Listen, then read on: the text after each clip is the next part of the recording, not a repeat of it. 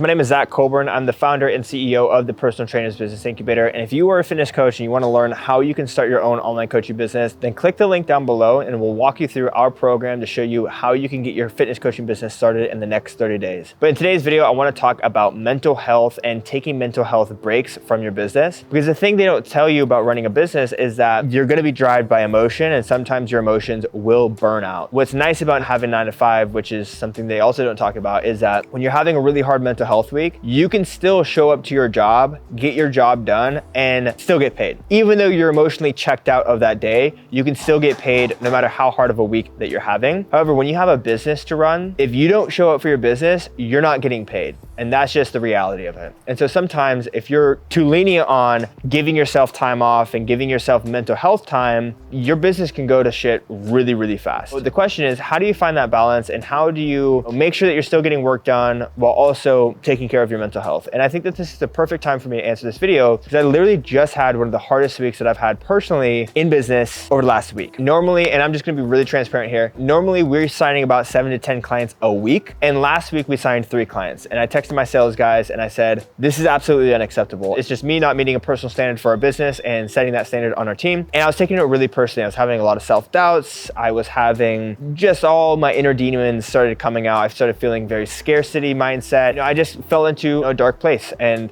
when I say dark place, it's not like a super dark place. It's just like, wasn't my week, and I know that that happens in business. And on top of that, I had a student reach out to me for the same reasons. He said he was just having a really hard week, and it was hard for him to show up to sales calls. And he even canceled one of the sales calls because he was having such a hard mental health week. And he asked me this question. He said, what do you do to do the bare minimum when it comes to having a bad mental health week? Or how do you push through? This is what I said to him. The absolute bare minimum that you should do when you're having a tough week is to finish everything that's on your calendar. Now, you don't have to add anything new on top of your calendar, but you should at least finish the obligations that you've already made to yourself and already made to your business. That means that if you have content to post the content. If you have sales calls on your calendar, take the sales calls. If you have to do outreach that day and you've already planned it, do the work that you already have planned. Now, if you're having a tough week and there is something that requires initiative, meaning that requires more than the work they're doing, then don't do that work. Take that time for yourself, but you should at least, at the bare minimum, do the tasks that are already on your calendar. And I'll give you an example. Right now, I'm currently building out a new leg for the program, Takeover. It requires a lot of creative energy and it requires a lot of initiative to be taken. So if I wake up and there is 10 things to do on my calendar, and on a really great week, I would have done those 10 things and then also taken initiative to work on this new project. And if I'm having a bad week, I'm just gonna get that stuff done and take the rest of my time to get my shit sorted. But I'm not gonna just cancel everything and say, F it all, I'm taking, a week to stay inside and eat ice cream and do nothing with myself. I'm still gonna do the shit I need to do and get that done. So that's the bare minimum. The next thing that you need to do as well is do not change your plan. Do not change your goals, because what I find is that when people have a really hard week, the goals that they set